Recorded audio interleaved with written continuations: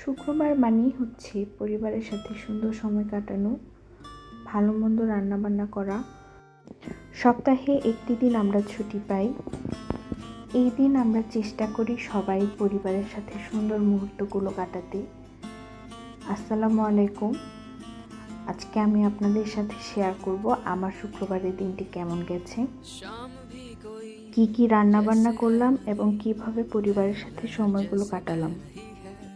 আমাদের আজকের মেনু ছিল কবুতরের মাংস, বেগুন ভাজা এবং সাদা পোলাও।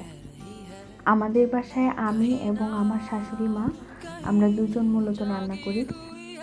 আজকে আমি 2টা কবুতর রান্না করব, যার জন্য আমি মশলাগুলো ভালোভাবে কষিয়ে নিচ্ছি।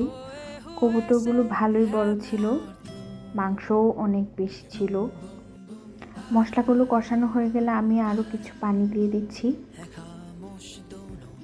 এরপর আমি মাংসগুলো দিয়ে দিয়েছিলাম, ওই ক্লিপগুলো আর নেওয়া হয়নি। যে মাংসগুলো মশলার সাথে ভালোভাবে কষানো হয়ে গেছে।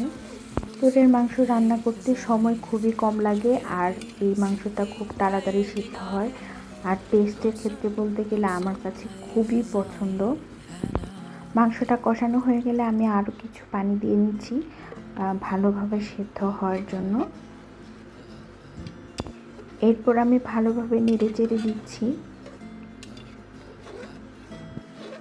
আমি অসুস্থ থাকার কারণে বেশিরভাগ সময় রান্নাবান্নাটা আমার শাশুড়ি মাই করেন, কিন্তু রান্না করতে আমার ভালোই লাগে,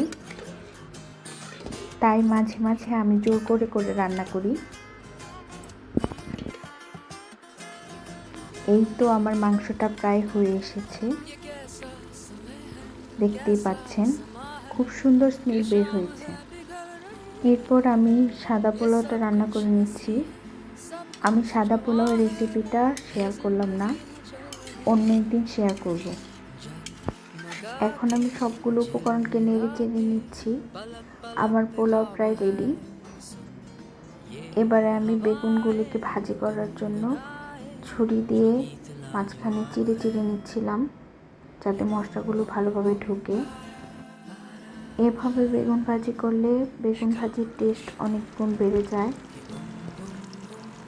এই তো এবার ডেকোরেশনের পালা। এই তো এটা ছিল আমার শুক্রবারের দিন, দুপুরের খাওয়া দাওয়া। ধন্যবাদ সবাইকে।